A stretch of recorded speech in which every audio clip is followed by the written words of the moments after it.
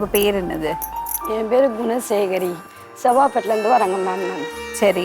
Love பண்ணி தான் கல்யாணம் பண்ணேன். சரி. எனக்கு 2 பசங்க. ம். ஒன்று 9வது படிக்கிறான், ஒருத்தன் 5வது படிக்கிறான். ம். கல்யாணம் ஆகி 15 வருஷம் ஆகுதுங்க மேம். ம். 10 வருஷம் நல்லா சந்தோஷமா இருந்தேன் மேம் நான். ம். அப்புறம் பூந்தமல்லியில் ஒரு ஒரு ட்ரைனிங் கோச் இருக்குது.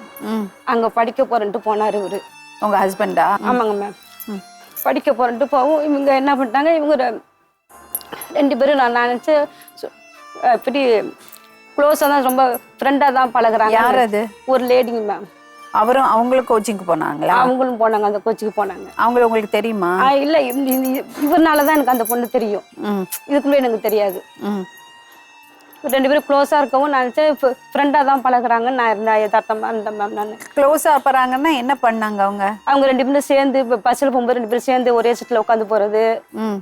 கை கொத்துட்டு போகிறது, அது எனக்கு தெரியவே இல்லை. எனக்கு தெரியவே தெரியாது.